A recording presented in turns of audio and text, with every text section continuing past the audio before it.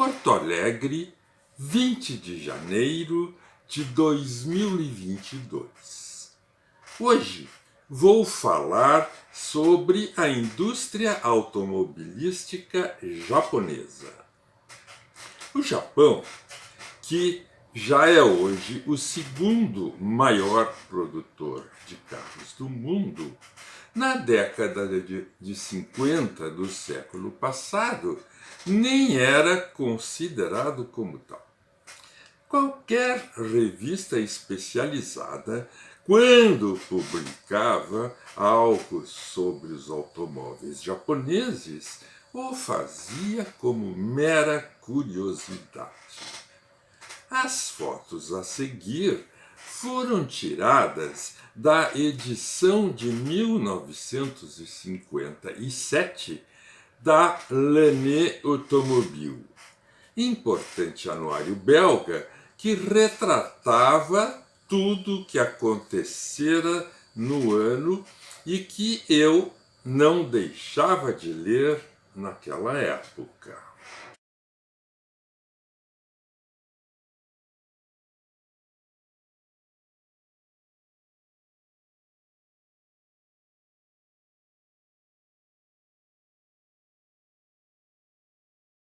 Vale a pena, por isto, conhecer um pouco da história da tão bem-sucedida indústria automobilística japonesa, quase desprezada pelos amantes de carros antigos, justamente por ser relativamente moderna. Não há como se falar deste tema sem falar da Toyota. Ela pode não ser a única, pode até não ter sido a primeira, mas, sem dúvida, foi a que revolucionou a maneira como os automóveis são fabricados, não apenas no Japão, mas em todo o mundo. Graças à revolução representada pelo método Toyota de produção, a indústria automobilística japonesa tornou-se o que é hoje. Pois bem, a Toyota é uma empresa familiar. Os Toyota, assim com D, já eram exitosos fabricantes de máquinas têxteis em fins do século XIX. No final da década de 1920, começaram a pensar em fabricar carros. E em 1929, que Ishiro Toyoda visitou a fábrica da Ford em Detroit para conhecer o que então havia de mais moderno no ramo. A Toyota Motor Company foi fundada depois disso, em 1937.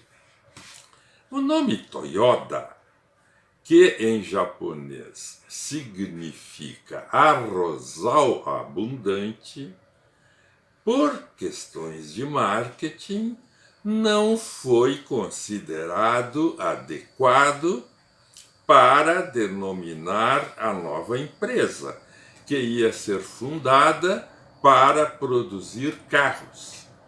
Então, um ano antes, a família organizou um concurso público para definição de um nome, tendo recebido perto de 27 mil sugestões.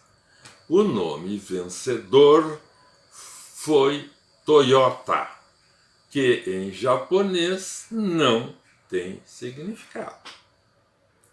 Aproximava-se o início da Segunda Guerra e o governo japonês em seu esforço armamentista, instou a Toyota a fabricar caminhões e veículos militares.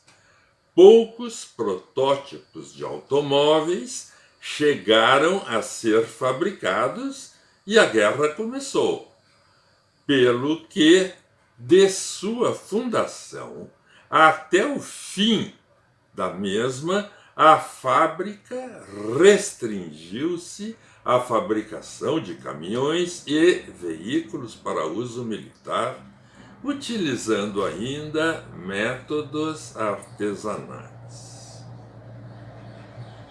Na foto a seguir, mostro o Toyota AA, o primeiro modelo, ainda antes da guerra, do qual foram fabricadas poucas unidades.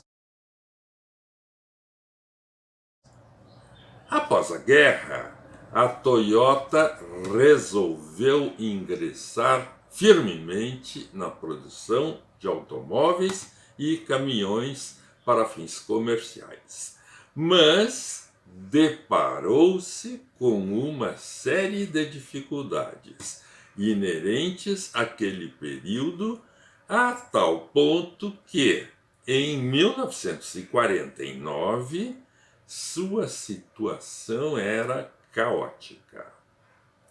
Houve, então, uma grande greve dos empregados, ao fim da qual Kiichiro Toyoda teve que renunciar à presidência da empresa, assumindo a responsabilidade pelo fracasso da mesma, o que, na cultura japonesa, tem muito significado, e foi firmado um acordo com os empregados, dando-lhes duas garantias: emprego vitalício e remuneração crescente de acordo com o tempo de serviço. Em 1950, Eiji Toyoda, jovem engenheiro, sobrinho de Kiichiro, foi passar 3 meses em Detroit, na fábrica da Ford. Estudou cada palmo da fábrica de Rouge, então a principal fábrica da Ford, e concluiu que o sistema de Ford, embora muito bom, jamais funcionaria no Japão. Ainda menos depois daquele acordo firmado com os empregados. Era preciso reinventá-lo. Acabou criando um sistema Toyota de produção que viria a revolucionar o modo de produzir bens então vigente no mundo. Nessa época, início dos anos 50, o governo japonês promulgou diversas leis de incentivo e proteção à nascente indústria automobilística japonesa, proibindo investimentos estrangeiros e criando pesadas taxas alfandegárias para a importação de carros. Em função disto, várias empresas japonesas ingressaram no ramo, muitas delas fabricando modelos europeus sob licença, tais como o Austin A50, o Ullman Minx, o Renault 4CV e outros, além do americano Jeep Willys.